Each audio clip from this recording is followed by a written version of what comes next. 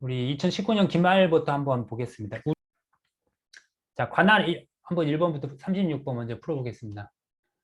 관할에 관한 설명 중 틀린 것은, 관할은 법원에 대한 거죠. 법원. 그러면 이제 1장의 그 주체, 소송의 주체 중에 법원에 대한 내용입니다. 법원에 있습니다. 여기가 우리 한번 교재를 보시면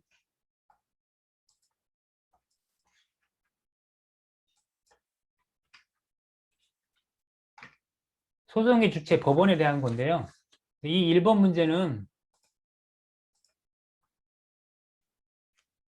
우리 교재가 아마 되게 이제 축약해서 그 내용을 작성하다 보니까 자세한 부분이 좀 많이 생략된 게 있는데, 이런 것들은 우리 법전을 통해서 확인을 해볼 수가 있습니다. 관할은 제일 먼저 나오는 부분이고요. 우리 민사소송법에 민사소송법 제1 2조부터가 이제 관할이거든요. 그래서 관할은 제일 보통 재판적, 피고의 보통 재판적이 있는 곳에 법원이 가담한다. 가장 기본적인 게 피고의 주소, 보통 재판적이 있는 곳이 관할을 합니다. 가장 일반적인 게. 보시면 이제 1번 사람의 보통 재판적은 그 주소에 따라 정한다. 여기는 이제 3조에 나와 있고요. 이 보통 재판적을 어떻게 정하느냐? 첫 번째는 주소입니다. 사람의 보통 재판적은 그의 주소에 따라 정한다. 근데 주소를 알 수 없는 경우는 그 다음에는 거소. 거소는 지금 현재 이제 거처하고 있는 곳이죠. 또 거소도 일정하지 않다. 그럼 마지막 주소. 그래서 주소, 거소, 마지막 주소의 순서대로 재판적이 이제 관할이 결정이 됩니다. 보통 재판적이. 그러면 1번은 맞는 말이죠. 사람의 보통 재판적은 그의 주소에 따른다. 민사소송법 3조에 의해서 맞습니다. 이 1번 관할에 대한 부분은 우리 교재에서는 좀 간단하게만 다뤘는데 민사소송법을 통해서 확인을 할 수가 있습니다. 2번 법인 그 밖의 사단 또는 재단의 보통 재판적은 이들의 주둔 사무소 또는 영업소에 있는 곳에 따라 정한다. 이게 민소 9장에 나와 있습니다. 민사소송법 9장에 보시면 5장 1절에 나와 있습니다. 법인의 보통 재판적. 우리가 사람의 보통 재판적은 주소, 거소, 마지막 주소였는데 법인의 보통 재판적은 주된 사무소 또는 영업소입니다. 주된 사무소 또는 영업소. 네, 이것도 맞는 말이죠. 주된 사무소 또는 영업소가 있는 정한다. 5장 1절에 의해서요.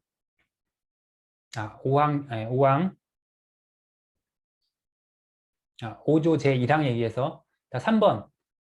어음 수표에 관한 소를 제기하는 경우에는 지급지에 법원에 제기하여야 된다. 이게 지금 조금 헷갈릴 수가 있는데요. 요거는 이제 특별재판적이라고 해서 우리가 보통 재판적은 소는 항상 피고의 보통 재판적이 있는 주소나 거소나 마지막 주소에다가 가장 원칙은 그렇게 되고요. 특별한 경우에 특별재판적이라고 하는데, 특별한 경우에 특별재판적은 우리가 민소 7조부터 규정이 되어 있는데요. 아까 우리 문제 3번에 있는 그 어음 수표에 대한 거는 9조에 있습니다. 어음 수표인 경우에 특별재판적, 특별한 경우에, 즉 어음 수표라는 이런 경우에 있어서는 지급지 법원에 제기할 수 있다. 그러니까 이거는 일반적인 건 아니죠. 특별한 경우죠. 그러니까 여기가 소를 제기하는 경우에는 지급지의 법원에 제기하여야 한다가 아닙니다. 이거는 보통 재판적 그 어음수표를 통해서 이제 채무자의 그 주소지에 원래는 해야 되는 거죠. 해야만 하는데 어음수표인 경우에는 지급지에 할 수도 있다. 이렇게 가야 되는 거예요. 그래서 3번이 이제 틀린 내용이죠. 제기하여야만 한다는 아닙니다. 고기에나 방송시 해야 되는 게 아니라요. 특별재판적으로서 할 수 있다는 겁니다. 4번.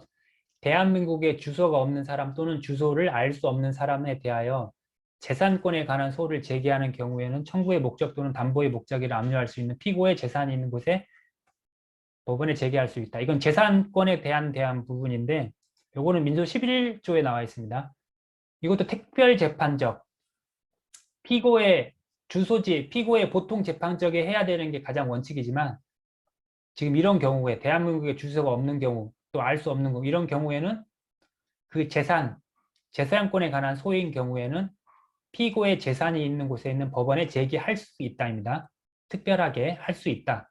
그래서 여기 또 할 수 있다. 맞죠? 4번도. 틀린 거는 3번입니다. 자, 소송 대리인에 관한 설명 중 틀린 것은 소송 대리인도 우리 교재에서는 좀 내용이 좀 부족하게 나와 있어요. 민소법, 소송법을 통해서 알 수가 있는데요. 소송법, 민사소송법 소송 대리인은 90조에 나와 있습니다.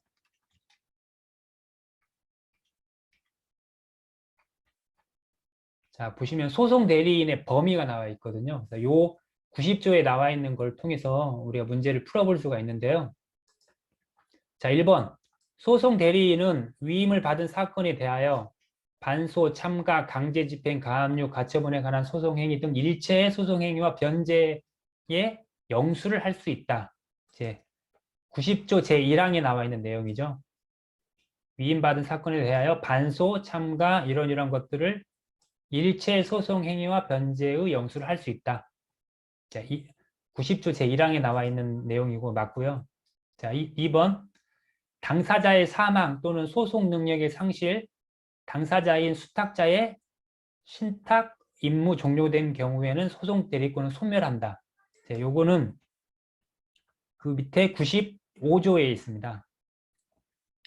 95조에 보시면 소송 대리권이 소멸하지 않는 경우 당사자의 사망이라든지 소송 능력의 상실 이걸로는 소송 대리권이 소멸하지 않는다는 거죠. 근데 여기는 지금 소멸한다라고 되어 있기 때문에 2번이 틀린 내용입니다. 사망이나 소송 능력의 상실 이런 걸로는 소멸하지 않습니다. 그 소송 대리에 대한 대리권이요. 3번 반소의 제기, 소의 취하, 화해, 청구의 포기, 인락, 상소의 제기, 취하 이런 것들은 아까 1번에서는 이제 반소 참가 이런 이제 그 참가하는 의미 이런 것들은 이제 할 수 있는데 이런 거는 소를 취하거나 또는 포기하거나 이제 이런 것들은 또 소송 대리를 할 수 있느냐 이거는 이제 우리 민소 아까 봤던 90조의 2항에 나와 있습니다. 90조 1항에서는 할 수 있다 되어 있고 90조 2항에 보시면 다음 아래에 있는 것들은 따로 권한을 받아야만 할 수 있습니다. 반소를 제기하거나 소를 취하거나 또는 상소를 제기하거나 이런 것들은 특별한 권한을 따로 받아야 된다. 90조 2항에 의해서 맞는 내용이고요. 4번 소송 대리권은 제한하지 못한다. 다만 변호사가 아닌 소송 대리권에 대한은 그러지 아니하다. 이것도 이제 91조에 나와 있죠. 소송 대리권의 제한. 소송 대리권은 제한하지 못한다. 다만 변호사가 아닌 소송 대리인에 대해서는 제한을 할 수 있다라고 91조에 의해서 맞는 얘기입니다. 그래서 결국은 틀린 거는 2번이었죠. 소송 대리권이 당사자가 사망을 해도 소멸하지가 않습니다. 자, 38번. 당사자 능력. 당사자 능력은 아까 우리 1장에서 1장 주체의 법인과 그다음에 당사자가 있었죠. 당사자는 확정이 돼야 하고 당사자 능력이 돼야 됩니다. 확정, 능력, 적격 이렇게 돼야 되는데요. 이거는 판례에 있는 내용이라서 우리 교재에는 이 부분이 남아있어 판례 이게 이번 2019년도에서는 가장 좀 까다로웠던 문제였던 것 같은데요. 보시겠습니다. 실종자를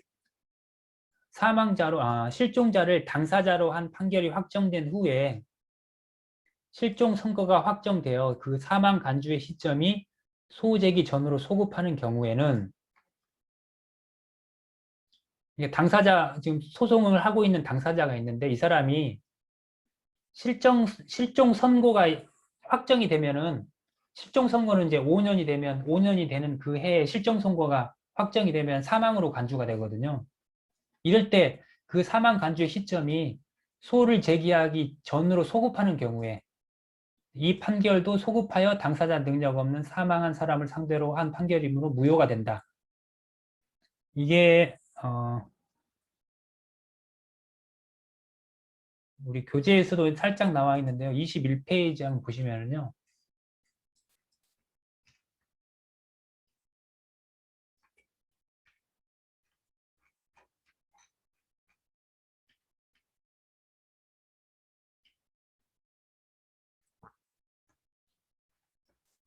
자, 당사자 부분에서는 당사자 능력이 당사자 확정, 당사자 능력, 당사자 적격이 이렇게 확, 능, 적 세 가지 의미가 있는데 당사자 능력은 우리가 보통 민법에서 권리 능력이라고 하죠.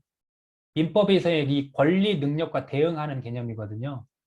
권리 능력은 사람이면 누구나 다 권리가 능력이 되는 거죠.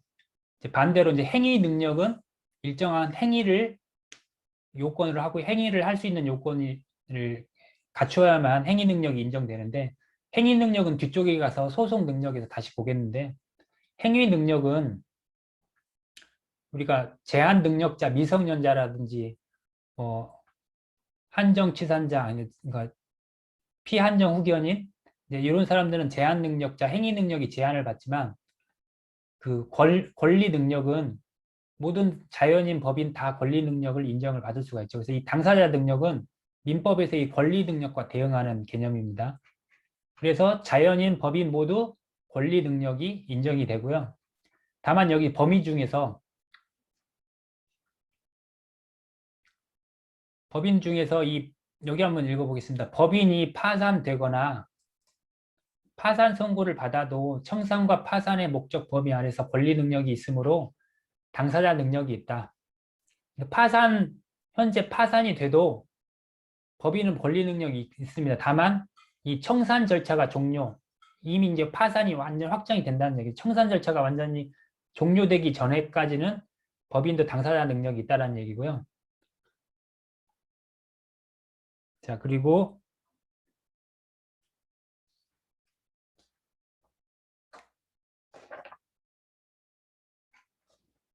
이 문제랑 먼저 상관이 있는 것부터 보겠습니다.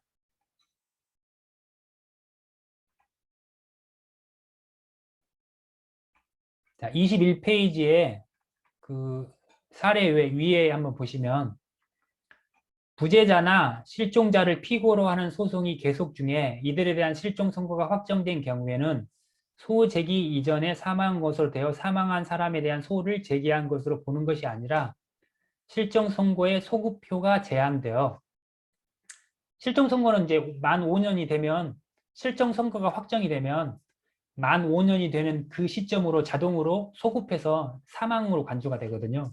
하지만 이런 경우에 소송을 하는 그 중에 실종 선고가 소급표가 제한이 됩니다. 그래서 소송 계속 중에는 당사자가 사망한 경우와 마찬가지로 소송이 중단이 됩니다.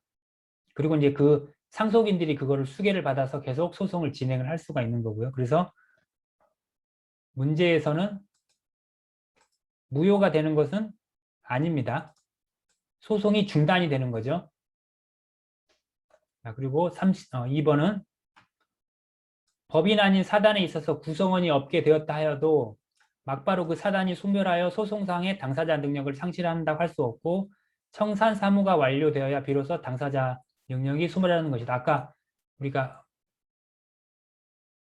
봤었죠. 여기 법인 부분에서 해산된다고 해서 소송 능력이 바로 상실되는 건 아니고요. 법인은 청산 절차가 완료돼야 법인의 당사자 능력이 소멸하는 겁니다.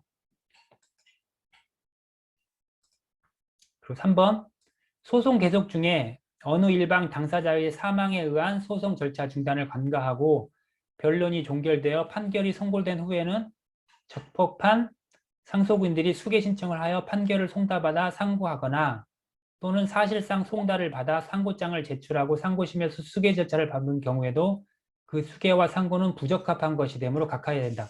이것도 마찬가지로 1번과 마찬가지로 부적합한 것이 되는 것이 아닙니다.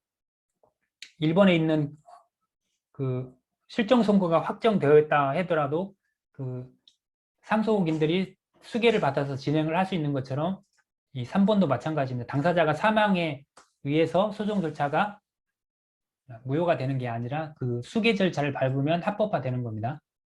자, 4번 원고가 피고의 사망 사실을 모르고 사망자를 피고로 표시하여 소를 제기한 경우에는 피고가 사망한 줄 모르고 소를 제기한 소 자체가 무효가 되므로 피고 표시의 사망자의 상속인으로 정정하는 것은 허용되지 않는다. 이것도 마찬가지로 상속인으로 정정해서 허용이 됩니다.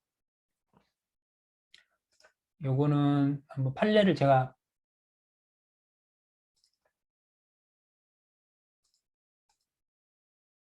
요 판례였는데요. 원고가 사망 사실을 모르고 사망자를 피고로 표시하여 소를 제기한 경우에 사망자의 상속인이 처음부터 실질적인 피고이며 다만 그 표시를 잘못한 것으로 인정이 된다면 사망자의 상속인으로 피고의 표시를 정정할 수 있다. 정정할 수가 있습니다. 그래서 정정이 허용되는 것은 아닙니다. 이건 이제 판례를 가지고 낸 문제라서 38번 문제는 우리 교재에 없었던 문제들입니다. 그래서 정답은 2번 청산이 완료되어야 2번이 우리 교재에는 있었으니까 이제 요 2번을 이제 알았다면 풀 수 있는 문제였습니다. 다른 판례들을 몰더라도. 자, 39번. 다음 중 형식적 형성의 소가 아닌 것은 이것도 좀 문제를 한번 봐야 되는데요.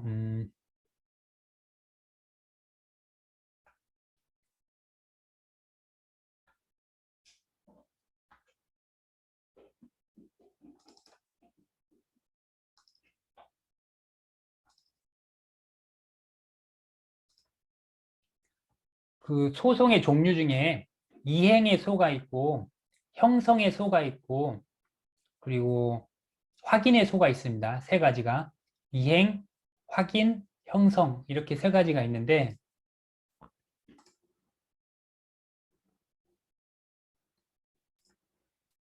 이행의 소는 청구라는 거죠. 뭐 소유권 이전 등기를 이행을 해라.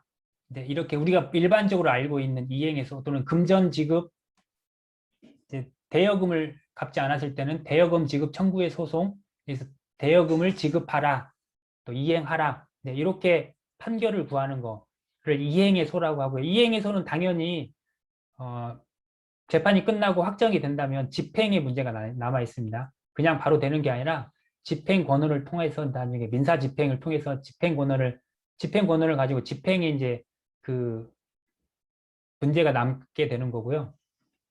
확인의 소는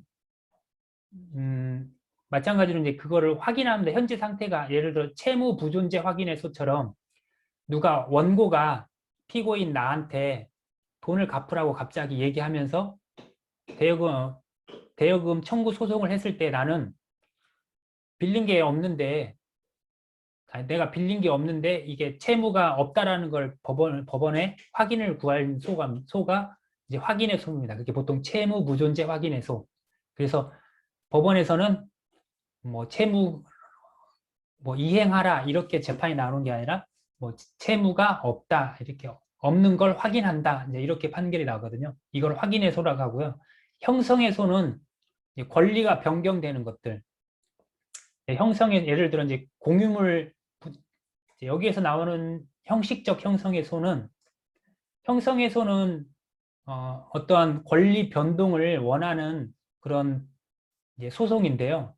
형식적이라는 거는 소송이 아니라는 얘기죠. 형식적으로만 형성의 소지 실질적인 비송사건이라는 얘기입니다. 그래서 비송사건이라는 거는 판사가 직권에 의해서 결정을 한다는 거고요. 그래서 형식적 형성의 소라는 거는 비송사건이라는 얘기고요. 그 형식은 형성의 소를 형식을 따르고 있다는 겁니다. 그래서 1번 공유물 분할의 소 이거는 각각의 지분 공유를 하고 있는 예를 들어 3명이 있다.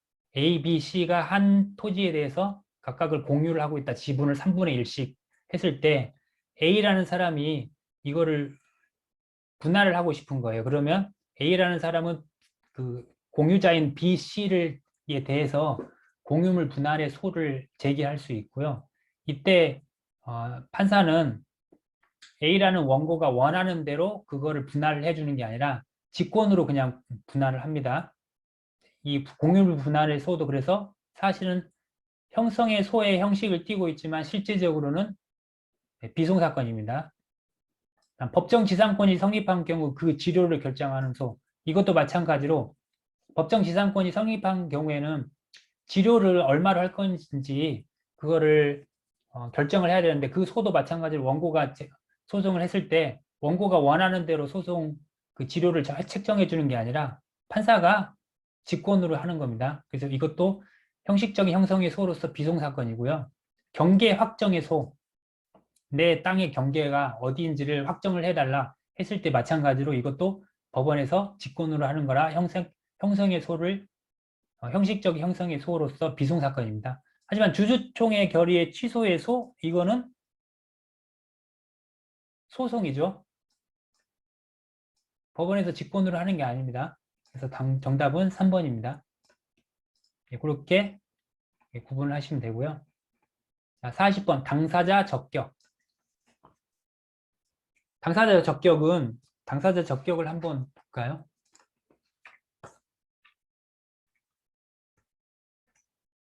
우리 24페이지쯤에 있는데요.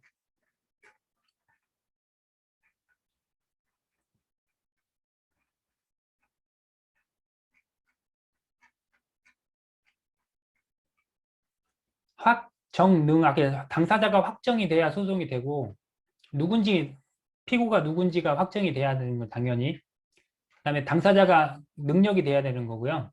마지막으로 이제 그 당사자가 맞는지 적격한지 엉뚱한 사람이 당사자로 지목된 건 아닌지 제일 마지막에 검토해야 되는 게 당사자 적격이고요. 아까 말씀드린 이행의 소, 확인의 소, 형성의 소 세 가지에 따라서 당사자 적격이 달라지게 됩니다. 이제 이행의 소는 A라는 원고가 주장을 하는 거죠. 이행의 소를 했을 때 주장하는 사람이 원고 적격입니다. 실제적으로 예를 들어 소유권 이전 신청을 하게 됐을 때 A라는 사람이 그 매수인이 아님에도 불구하고 그 원고 적격이라고 주장을 한다. 그러면 재판에서는 그거를 판단할 수가 없죠. 본안에 들어가야 이 사람이 실제적인 매수인인지 아닌지를 확인할 수 있는데 그 본안에 들어가기 전에는 주장하는 사람이 원고 적격입니다. 그리고 그 주장하는 사람으로부터 원고가 주장하는 의무자로 주장하는 사람은 피고이고요. 실체적으로 그 사람이 매도인이 맞느냐 이거는 안 따집니다. 주장하는 것이 원고 적격, 그 주장의 의무자로 주장되는 것은 피고 적격. 이행의 소에서는 그렇게 되고요. 확인의 소. 확인의 소는 어떤 사실을 확인한다. 이제 이거를 구하는 소송인데 확인의 이익을 가지는 이가 원고 적격입니다.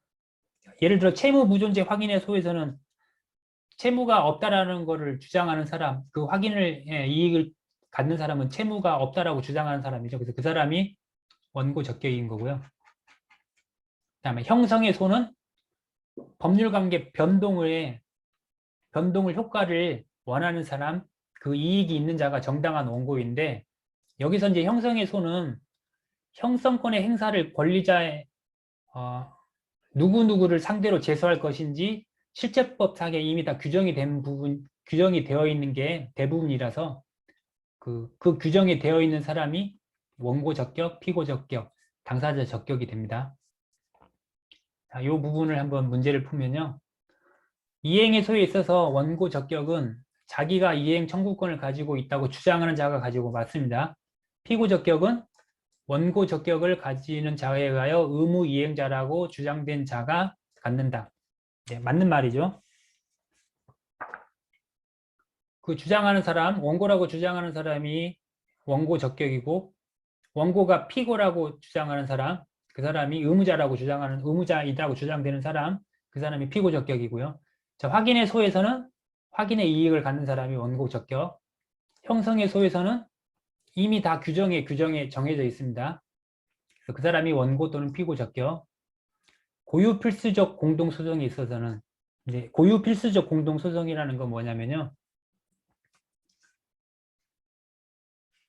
아까 공유물 분할 소송을 제가 얘기를 드렸는데 공유물 분할 소송은 A라는 사람이 그 공유자인 B, C를 상대로 해서 공유물 분할 소송을 하게 되는데 우리 민법, 민사소송법 고유물 소송을 한번 보시면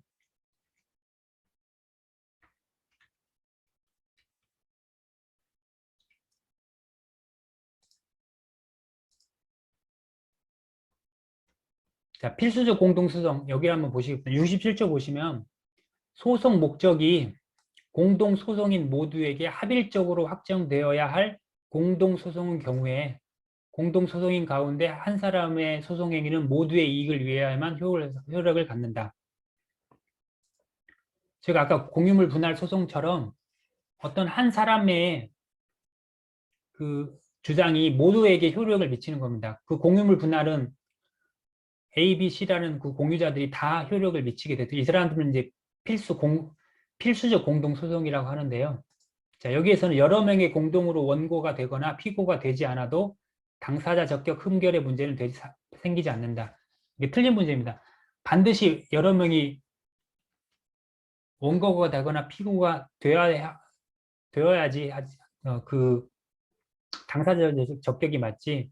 A, B, C라는 세 사람이 그 공유자인데 C만 빼고 A와 B가 공유를 분할할 수가 없습니다. 거기에 포함되어 있는 모든 사람이 다 원고나 피고가 되어야 됩니다. 그래서 이거는 앞에 또 문제가 나올 텐데요. 그때 한번 다시 보도록 하겠습니다. 고유 필수적 공동소송. 그래서 40에서 4번이 틀리고요. 또 여기 나왔는데 필수적 공동소송에 해당하지 않는 것은 아까 저기 우리가 봤던 것처럼 필수적 공동소송은 소송 목적이 공동소송인 모두에게 합일적으로 확정되어야 되는 그런 소송입니다. 파산관계인이 공동으로 원고가 되어 제기하는 소송. 파산관계인 모두에게 동일하게 효력이 미쳐지는 소송이기 때문에 필수적 공동소송이고요. 여럿의 합유자가 합의분의 보존을 위하여 제기하는 이전 등기. 합유라는 것은 우리가 조합을 얘기를 할 수 있는데 이 조합의 재산을 이전을 등기할 때는 이 조합원들의 모든 사람이 필수적 공동소송인으로 참가를 해야 됩니다. 그런데 여기서는 말소 청구 소송이거든요. 즉 보존을 위한 거죠. 이러한 것들은 필수적 공동소송에 해당되지 않습니다. 이것도 우리 교재에는 없는 내용인데요. 이거는 우리 워크북에 있는 내용인데 워크북에 있는 문제 중에 하나가 지금 출제가 된 거고요. 그래서 합유물의 이전을 위해서는 필수적 공동소송에 해당이 되지만 말소 청구, 이전 등기의 말소 청구에 대해서는 필수적 공동소송이 아닙니다. 3번 여럿의 공유자를 상대로 제기하는 공유물 분할 청구. 아까 봤던 대표적인 필수적 공동소송이죠. 공유물 분할 청구가. 그다음에 공동광업권자를 상대로 공동광업권의 인도를 구하는 소송. 이것도 마찬가지로 필수적 공동소송에 해당이 됩니다. 자, 공시송달은 뭐 어떤 문제가 있어서 아마 이 문제가 잘못되어서 아마 전부 다 맞는 걸로 한 것 같고요. 2019년도에 아마 문제가 좀 잘못 출제가 되는 게 있었나 봅니다. 그래서 42 보조 참가도 재판상 자백도 마찬가지고요. 재판상 자백을 44번의 내용을 한번 보시면 이 재판상 자백은 이제 우리가 아까 소송에서 6장에 나와 있는 내용인데요.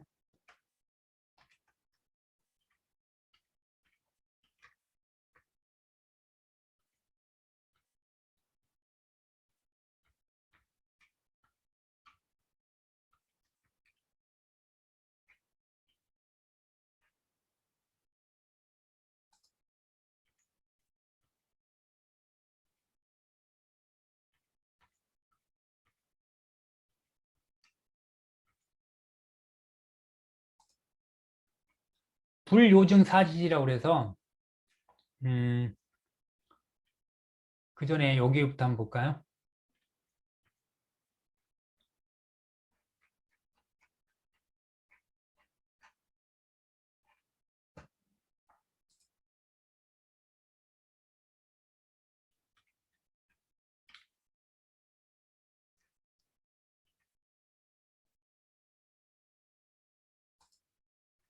이제 원고가 주장하는 그 사실이 있는데 그 사실에 대해서는 원고가 증명을 해야 되는 거죠.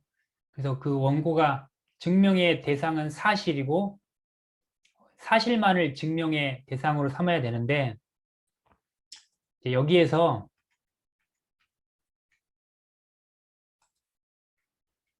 불요증 사실이라는 게 있습니다. 증명이 필요하지 않는 사실이라는 얘기고요. 이거는 다툼이 없는 사실, 원고와 피고 사이에서 서로 다툼이 없는 사실 또는 현저한 사실, 이러한 것들은 증명할 필요가 없습니다. 그래서 이것들은 판사가 증명 없이 그냥 받아들이는 것도 증거로서 그 중에서 다툼이 없는 사실 중에 두 가지가 있습니다. 일단 재판상 자백. 재판상 자백이라는 것은 여기 보시면 변론 또는 변론 준비 절차, 증거 절차 등에서 당사자가 상대방이 주장한 사실 중에 자기에게 불리한 사실, 원고가 주장을 했는데 피고가 이렇게 되게 불리한 사실을 사실을 지금 주장을 했는데 그 주장을 피고가 그냥 승인을 했어요. 이런 것들은 재판상 자백입니다. 재판상 자백에 대해서는 그 자백한 사실을 그대로 증거 조사 없이 자백한 내용대로 사실을 인정을 하게 됩니다. 법원은. 그래서 이게 법원이 그 재판상 자백에 대해서 구속력을 가지게 되는데 구속이 된다는 얘기인데요. 여기 이제 자백의 구속력이라고 하는데 법원이 그 재판상 자백에 대해서는 구속되는 겁니다. 즉 증거조사 없이 그냥 그 내용을 인정해야 된다는 얘기고요. 여기 이제 설사 이 부분이 이제 중요한데 법원이 허위 자백이라는 심증을 얻었어도 법원이 판사가 생각해 보니까 이거 아무리 생각해도 좀 허위 자백인 것 같은데 라는 심증을 얻었어도 이렇게 재판상 자백한 거에 대해서는 그대로 그냥 인정을 해야 됩니다. 그 자백에 반하는 사실을 인정해서는 안 된다. 그 재판상 사실을 그대로 인정을 해야 된다. 그 내용이고요. 뒤에 또 자백 간주라는 게 있습니다. 자백 간주라는 거는 당사자가 비록 적극적으로 자백하지는 않더라도 상대방이 주장한 사실에 대해 다툴 의사가 없는 것으로 보일 때 이럴 때는 재판상 자백은 아니지만 자백 간주한 사실이라고 합니다. 그래서 이러한 자백 간주한 사실도 증거조사 필요 없이 그대로 재판의 기초로 삼게 됩니다. 재판상 자백과 자백 간주 이 두 가지를 한번 구분을 하시고요. 지금 이 44번 문제는 좀 잘못돼서 이걸로 풀지 않고 또 뒤에 가면 나오기 때문에 그 뒤에 나와 있는 문제로 풀어보도록 하겠습니다. 46번 소의 변경. 소의 변경은 우리가 8장에서 배우게 되는 내용인데요. 자, 8장을 한번 보시면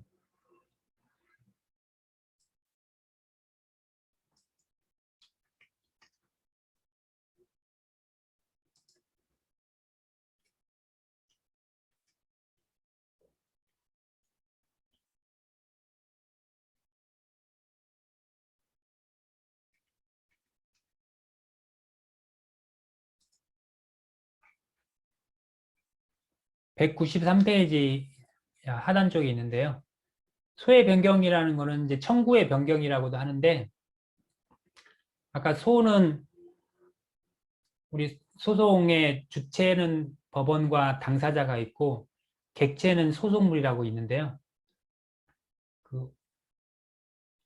여기 뭐 읽어보시면 소의 변경은 최초의 소에 의하여 개시된 소송 절차를 이용하여 원고가 소송 계속 중에 청구의 취지나 원인 등을 바꾸어 동일 피고에 대한 심판의 대상을 변경하는 걸 말한다.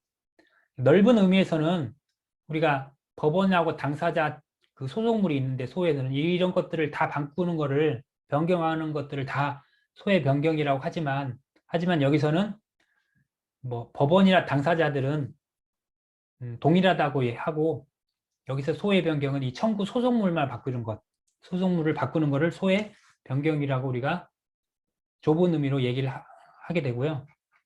소의 변경을 하는 형태는 교환적 변경.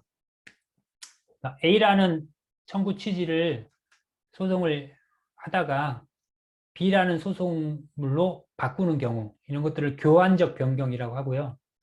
추가적 변경은 바꾸는 게 아니라 A라는 소속물에 추가를 더 하는 거죠. 그래서 소의 변경은 두 가지 형태가 있습니다. 이렇게 교환적 변경과 추가적 변경이 있습니다. 교환적 변경을 하는 경우에는 구 청구는 취하가 되는 그런 효과를 가지고 있고요. 그래서 새롭게 바꾼 새로운 신청구에 대해서만 심판을 구하게 됩니다. 이렇게 되고요. 문제를 한번 돌아가서 자, 1번 소외 변경에 대한 설명 중 옳지 않은 것은 청구 취지 변경을 불허한 결정에 대하여는 독립하여 항고할 수 없고 종국 판결에 대한 상소로서만 다툴 수 있다. 이것도 우리 판례를 한번 보셔야 되는데요.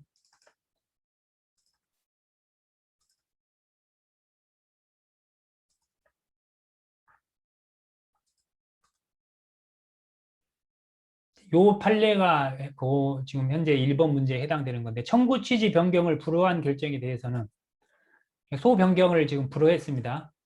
독립하여 항고할 수 없고 결정에 대해서는 불복하면 항고를 하는 거죠. 항고.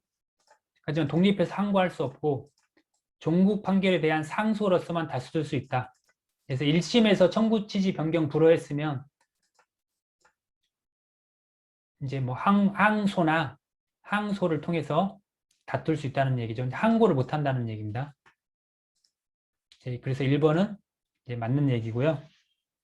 2번 항소심에서 청구가 교환적으로 변경된 경우에는 우리가 소의 변경은 두 가지가 있다고 그러죠. 교환적 변경과 추가적 변경. 항소심 법원은 구 청구가 취하된 것으로 보아 교환된 신청구에 대해서만 사실상 제1심으로 재판한다. 구 청구가 이제 항소심은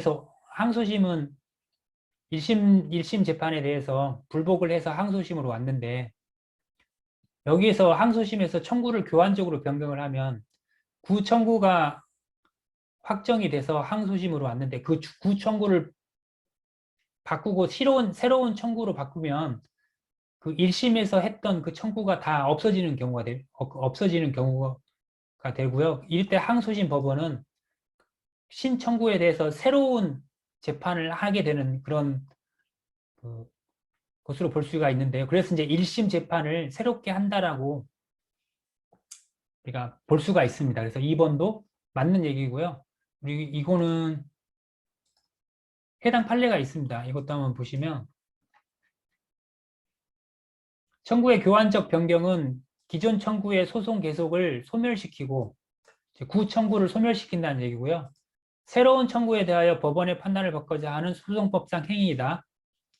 청구의 교환적 변경은 구 청구는 소멸, 신청구에 대해서만 판단을 받는 겁니다. 자, 항소심에서 청구의 교환적 변경이 적법하게 이루어지면 청구의 교환적 변경에 따라 항소심의 심판 대상이었던 제1심 판결이 실효되고 구청구가 당연히 소멸되니까 구청구를 했던 그 1심 판결은 실효가 되는 게 맞죠. 그리고 사실상 제1심으로서 새로운 청구를 당부를 판단해야 됩니다. 맞죠? 그럼 신청구는 사실상 항소심에서 1심을 판단하는 것과 마찬가지라고 볼 수가 있습니다. 그 얘기고요. 2번도 맞는 얘기입니다. 3번 1심에서 원고가 전부 승소하고 피고만 항소하는 경우 원고가 다 승소했습니다. 그러면 피고만 여기에 항소하는 경우 피항소인, 그래서 원고죠. 피항소인은 항소심에서 청구 취지를 확정할 수 없다. 청구 취지를 확정할 수가 있습니다. 이것도 같은 판례가 있는데요.